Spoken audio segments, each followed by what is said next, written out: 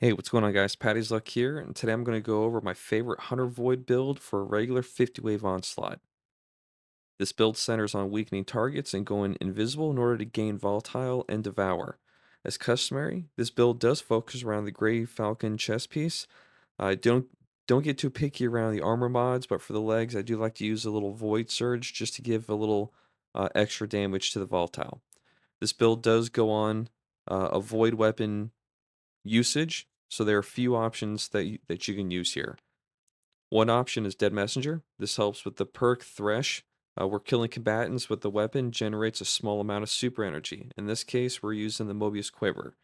Another personal favorite is Graviton Lance with the Cosmology trait, where kills with this weapon cause enemy targets to detonate and spawn void projectiles that track down targets. If you're looking for a non-exotic weapon, Age-Old Bond is an age-old classic with destabilizing rounds that causes nearby targets to become volatile, and Dragonfly with precision founded blows creates an elemental damage explosion. And for those close moments, I found the Recluse with destabilizing rounds to be very effective. For heavy weapons, you can go with the classic Retrofit Escapade. Mine currently has Vorpal for boss damage and fourth time's a charm, where rapid precision hits return 2 rounds to the magazine. Another option is Edge Transit with destabilizing rounds and chain reaction, with each final blow with the weapon creating elemental damage explosions. And for those really close moments, you can use Falling Guillotine with destabilizing rounds and chain reaction.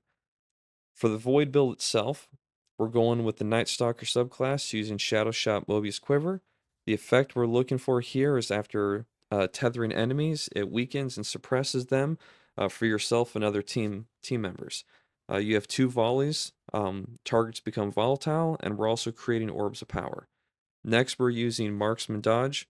We're dodging reloads our weapons. Use any jump that you prefer. I prefer the triple jump. I'll also be using Snare Bomb, where the Smoke Bomb weakens targets and the Suppression Grenade suppresses them. Those will come into play later on. For our 2 aspects, I'll be using Vanishing Step, where dodging makes you invisible. That means we don't have to use the Gambler's Dodge.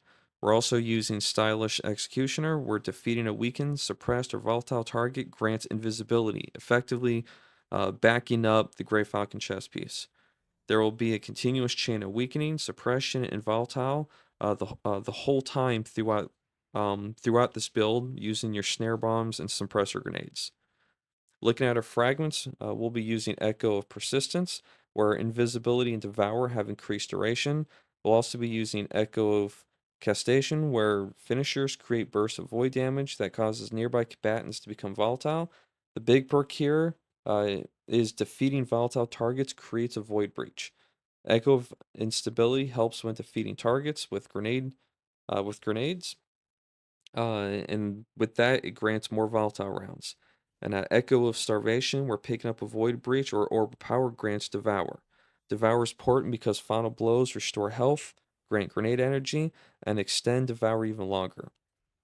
Well, that's all there is to this build. There's a lot of variations and modifications you can do with it to personalize it to your gameplay.